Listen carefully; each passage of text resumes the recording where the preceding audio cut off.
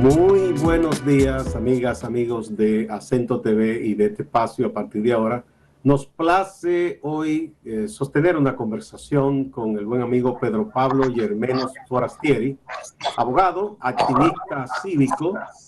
Pedro Pablo forma parte del movimiento de la coalición democrática que ha estado apostando por un cambio en la República Dominicana.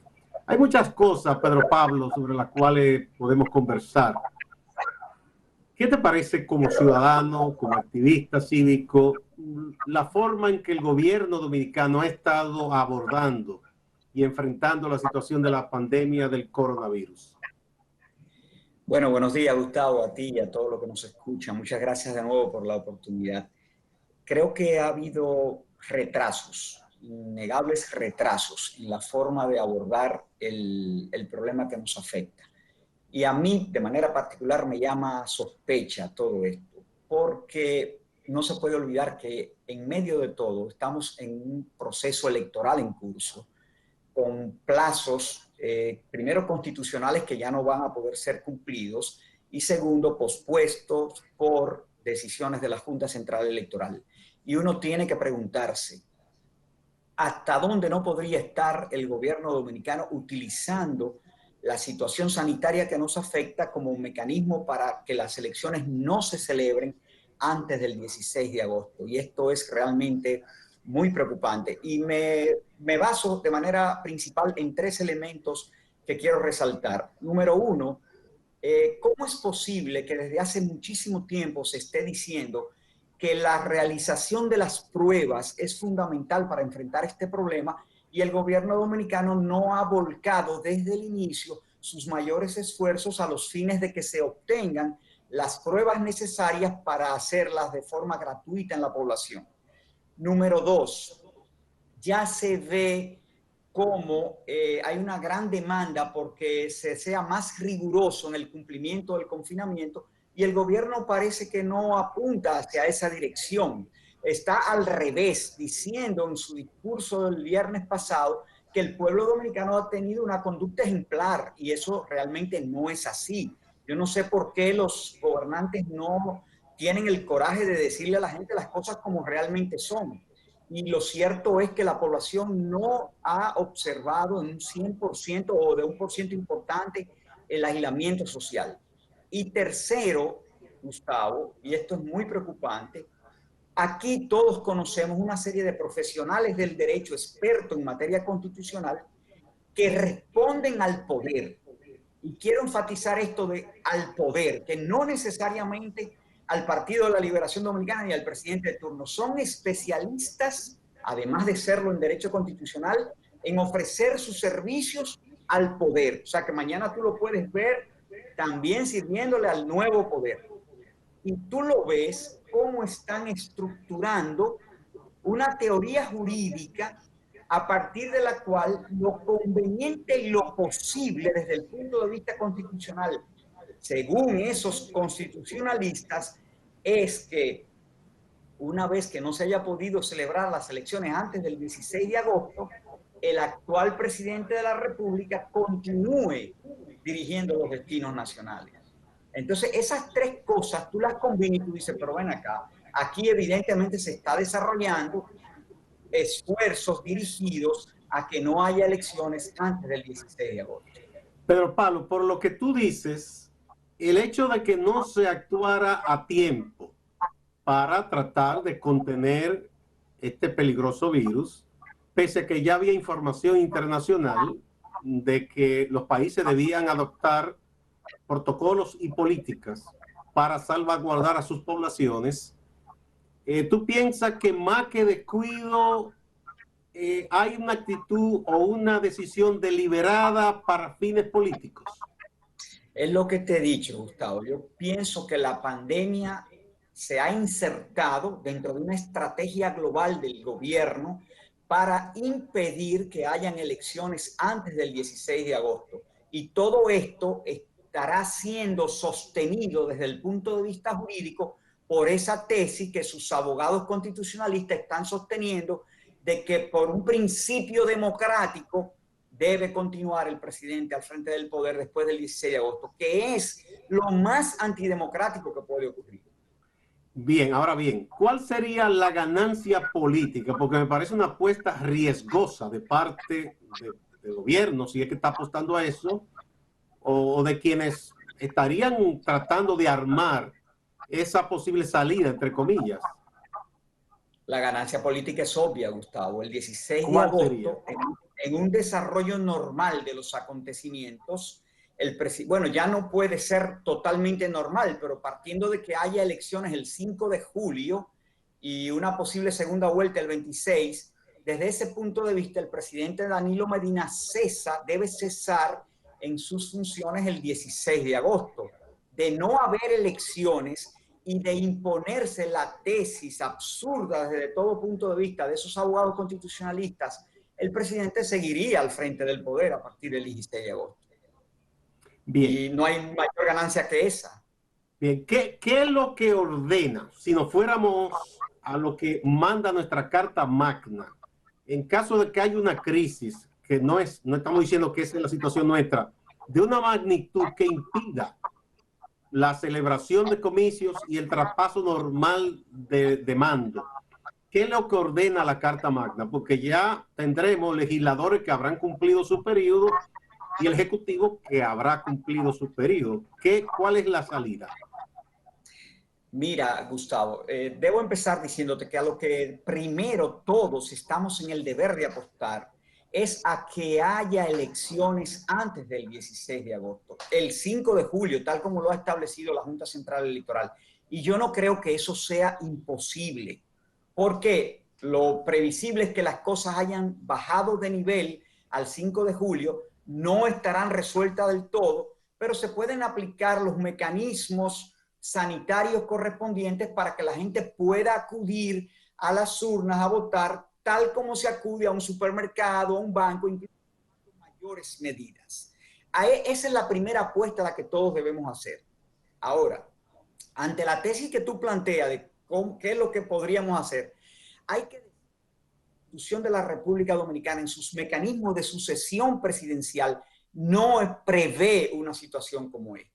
Esto es absolutamente algo claro en la Constitución de la República. Entonces, ¿qué es lo que el sentido común diría que debiéramos hacer ante una situación como esta? Un gran acuerdo político nacional para que se establezca un gobierno provisional que en un tiempo prudente convoque a la celebración de las elecciones presidenciales y congresuales. Eso es lo que debiera hacer. Incluso debe acudirse a los órganos constitucionales que la propia Carta Magna establece para cuando se trata de sustituir a un presidente que no puede continuar siendo y que no haya tampoco vicepresidente de la República, donde la Carta Magna establece que el presidente de la Suprema Corte de Justicia dirige el gobierno por 15 días, dentro de los cuales debe convocar al Congreso para que se elija un nuevo presidente de la República.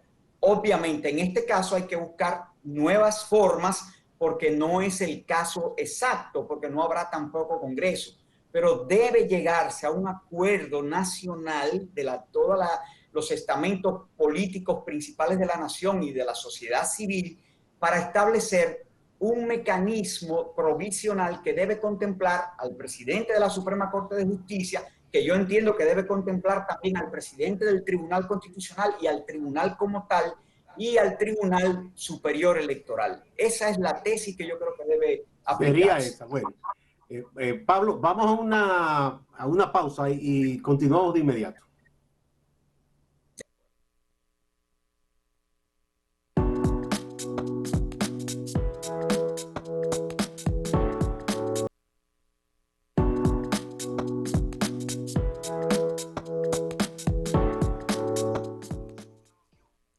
Continuamos con esta conversación con Pedro Pablo Germenos Forastieri, abogado y un activista cívico muy conocido, articulista además del periódico El Nacional. Pedro Pablo, en esta situación, ¿cuál debe ser la posición de los partidos de la oposición? o la oposición, no solo los partidos, la oposición en general, incluyendo a la ciudadanía que aspira a una alternancia en el poder? Bueno, yo creo que el primer deber de la oposición es tratar de preservar niveles importantes de unidad. Eso es el primer deber que tiene la oposición política para tratar de no disgregar, de que no se diluyan los logros que en esa dirección se habían logrado hasta este momento. En segundo lugar, la oposición tiene que continuar demandando que el gobierno ceda ante el llamado de que esto es un asunto que debe abordarse con sentido de unidad y con sentido de participación.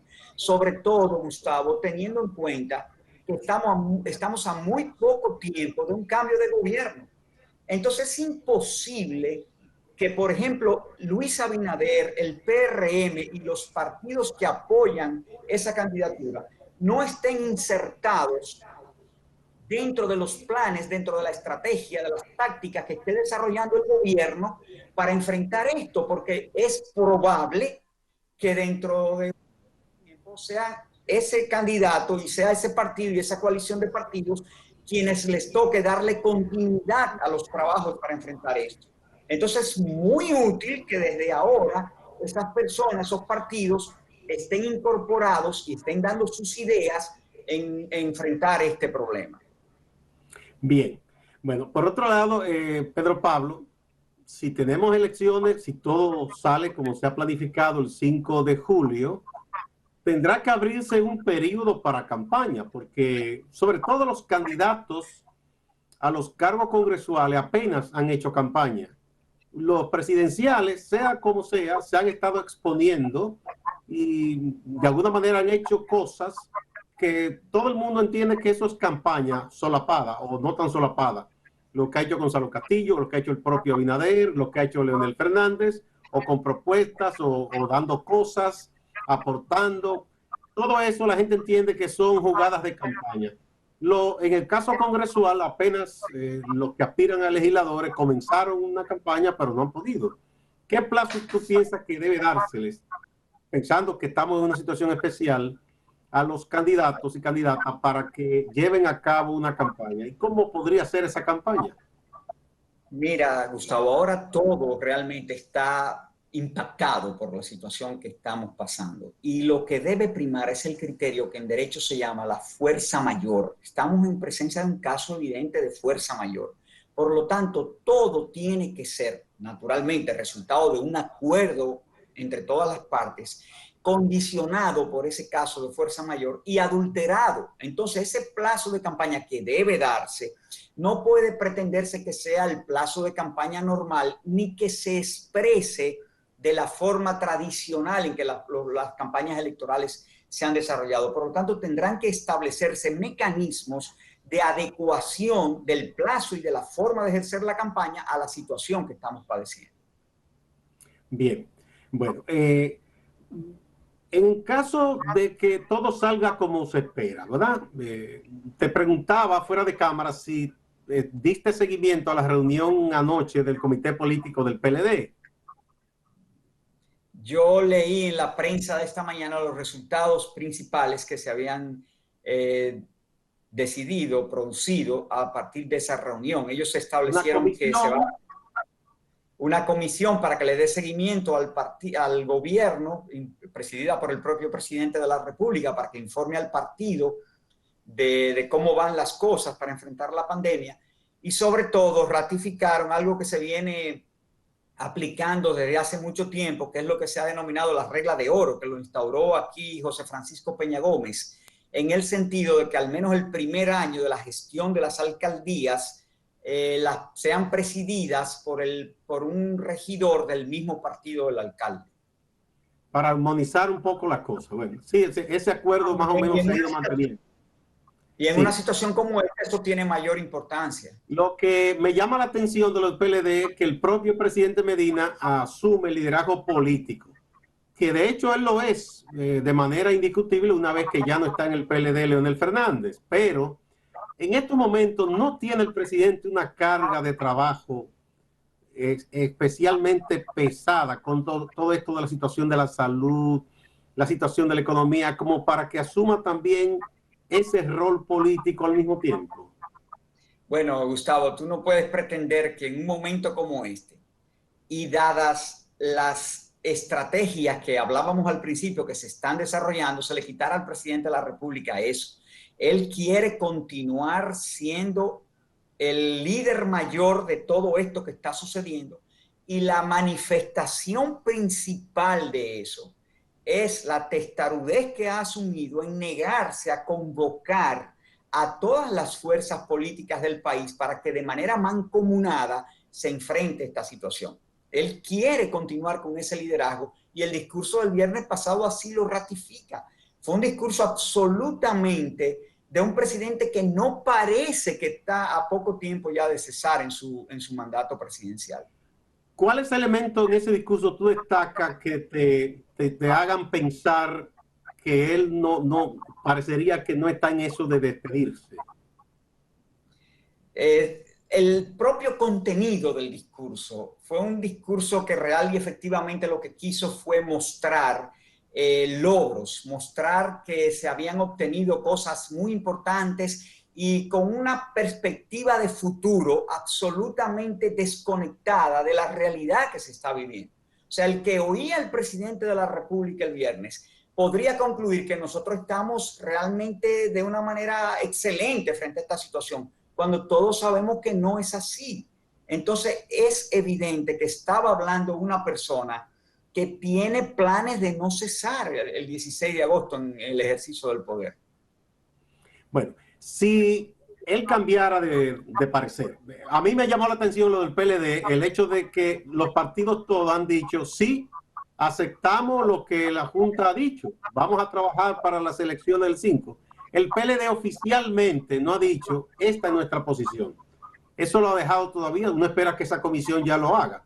Pero lo que te digo es, en caso de que cambie de actitud el gobierno, el presidente Medina, y diga, sí, voy a aceptar esa idea que se ha estado aireando, vamos a convocar a todas las fuerzas políticas y económicas y sociales del país para de manera conjunta abordemos este problema, y no solo en la parte de la sanidad, sino los pasos que deben ir dándose paulatinamente para relanzar la economía, que va a quedar seriamente afectada. Solo hay que pensar que los tres renglones fundamentales nuestros para generar divisas y empleos, que son el turismo, las zonas francas y las remesas, que nos vienen básicamente de Estados Unidos, España e Italia, no van a estar bien por un periodo importante de tiempo, una vez incluso que pase todo esto de la pandemia. Entonces, hay que pensar a futuro, los países se planifican. O sea, que si se hace ese gran acuerdo, hay que tomar en cuenta también la parte económica. Si el presidente decide llamar a ese acuerdo, ¿cuáles puntos serían, tú piensas, los fundamentales? Una especie de acuerdo mínimo. Mira, Gustavo, lo primero que yo quiero decir es que cada día que pase torna más peligroso el hecho de que no se haga esto, porque se está haciendo tarde. Ya de eso debió haberse hecho hace bastante días y no se ha hecho.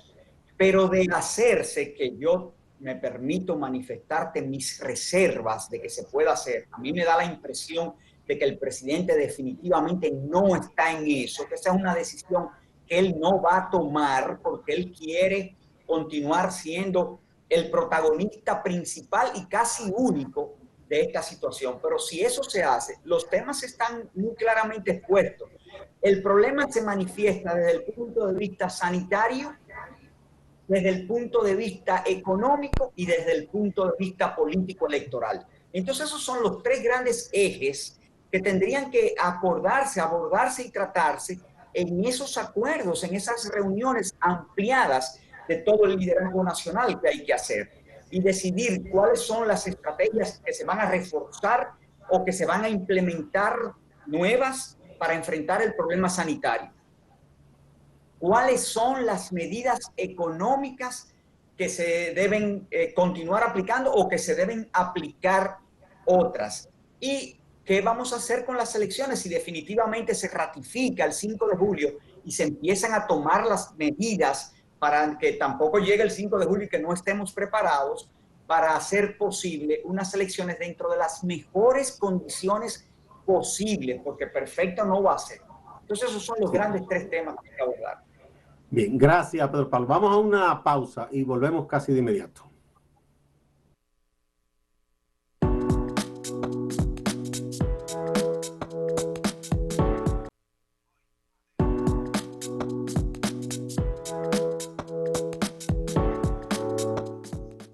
Continuamos con Pedro Pablo Germenos Forastieri, abogado, activista social. Pedro Pablo, el debate ha estado entre abogados constitucionalistas y otros que no lo son, pero que abordan temas políticos, electoral. ¿Tú piensas que hay posibilidad de que esa idea tan creativa, entre comillas, le digo yo, de que se arme una situación para que termine siendo el gobierno, continúe en una situación, digamos, de facto, porque no estaría sustentado en nada, porque si ya concluyen los legisladores y concluye el Ejecutivo su periodo, ¿cómo se justificaría esto? Mira, lo primero que quiero resaltar, reiterar, es que no me cabe ninguna duda de que hay un plan desarrollándose en ese sentido. Y ya he dicho... convencido de eso. Yo estoy convencido de eso, convencido de eso. El manejo de la pandemia y las tesis constitucionales sostenidas por importantes abogados constitucionalistas que le sirven al poder. Esas son cosas que realmente sustentan la creencia muy cierta de que hay un propósito de continuidad más allá del 16 de agosto. Y yo quiero decir algo que me parece muy importante y que se ha resaltado poco. Los presidentes de la República, si bien es cierto, como dicen esos abogados constitucionalistas, que tienen la legitimidad de haber sido electos por el voto del pueblo, por el voto directo, lo cual no sucede con nadie más, aparte de los congresistas y los alcaldes, no sucede cuando yo digo con nadie más, por ejemplo, con los que presiden los otros órganos constitucionales, como la Suprema Corte de Justicia, el Tribunal Constitucional, el Tribunal Superior Electoral. Eso es cierto. El presidente tiene esa legitimidad derivada del voto popular. Ahora bien, hay un elemento que se ha resaltado poco. Es un mandato lo que se le ha dado al presidente de la República. Y como tal, es un mandato a término. Un mandato que cesa el 16 de agosto del año 2020. Por lo tanto, un día más después de ese mandato que le fue otorgado, es el ejercicio de un mandato ilegítimo. ¿Por qué? Porque ya el mandante, que es el pueblo, habría que consultarle si él quiere que ese mandatario, a quien él le otorgó poder limitado por 4 años, quiere que siga o no siga. Entonces, ese es un mandato que cesa el 16 de agosto. Por lo tanto, en nuestra historia republicana, en periodos normales, ¿hay precedente de algo así, Pedro Pablo? Bueno, está el caso de Horacio Vázquez, que prolongó el poder y todo el mundo sabe las consecuencias que nosotros derivamos de eso, la nefasta dictadura de Trujillo 2 años después, en 1930. Pero un caso como este realmente sería una barbaridad jurídica, porque es que ellos sostienen la tesis de que el principio democrático permitiría que el presidente, por eso de que fue electo por el pueblo, siga continuando. Pero otro argumento que dicen es que no puede haber una especie de cese del Estado y que por lo tanto deben continuar. He escuchado a algunos con esa teoría también. Pero es no cese del Estado a partir de ser presidido por una persona que ya no tiene la legitimidad para hacer el mandato del pueblo. Entonces, lo que se debe hacer a partir de ese acuerdo es una dirección del Estado provisional que evitaría que el Poder Ejecutivo quede cesante. Claro, y que ese gobierno provisional, en un escenario, Pedro Pablo, en que no se puedan llevar a cabo las elecciones. Claro, que por eso dije que la primera apuesta que todos debemos hacer es que haya elecciones el 5 de julio y ojalá pueda haber una decisión en primera vuelta para que se evite el trauma de una segunda vuelta? Bueno, de manera administrativa la Junta puede, qué sé yo, organizar las cosas de manera que se apliquen unos protocolos que ayuden a que la gente no se aglomere tanto. Tú recuerdas que después de la crisis de 1994, aquí se dividió, por ejemplo, el voto, las mujeres en la mañana, los hombres en la tarde. Se pudiera incluso, yo pienso, hasta prolongar el horario de votación para que no acuda tanta gente tan cercana una a otra. Qué sé yo, No eso podría solamente, ser. no solamente que esas cosas pueden hacerse, sino que deben hacerse. Hay muchos mecanismos que se pueden para disminuir los riesgos a partir de un proceso electoral. Y esas cosas se deben hacer y se van a hacer para que aquí haya elecciones el 5 de julio. Gustavo, creo que no debemos dejar de abordar, aún sea brevemente, el tema del informe de la Organización de Estados Americanos sobre la Un minuto, auditoría. porque ya tenemos que irnos rápidamente. Un minuto solo para decir que real y efectivamente es penosa la reacción que ha tenido la Junta Central Electoral a partir de este informe. El presidente de la Junta cree que con solamente decir que todos deben revisarse y que le deja un sabor amargo y frustratorio el informe de la OEA, y con cancelar al director de informática de la Junta Central Electoral, todo quedó resuelto. Y esa es una manera de hacer que la cuerda rompa por el lado más delgado, y es una manera de reaccionar irresponsable de un pleno de la Junta Central Electoral que bajo ninguna circunstancia, a partir del resultado, si lo vamos a dar como muy válido de la OEA, quiere decir que ella tuvo responsabilidad. No podría ese pleno eludir responsabilidad ante cosas que no se hicieron, que el propio informe dice y todos los técnicos de informática dicen que eran elementales que debían tomarse. Entonces ese pleno tiene responsabilidad en lo que ha pasado. Muchísimas gracias, Pedro Pablo y Hermeno Foratieri, querido amigo, por aceptar participar así a distancia, como deben hacerse las cosas ahora en esta conversación. También a amigas y amigos televidentes, a ustedes gracias, y continúen en Acento Portal y en Acento TV para que continúen informándose de todo lo que acontece en el país y en el mundo. Gracias a ti, Gustavo.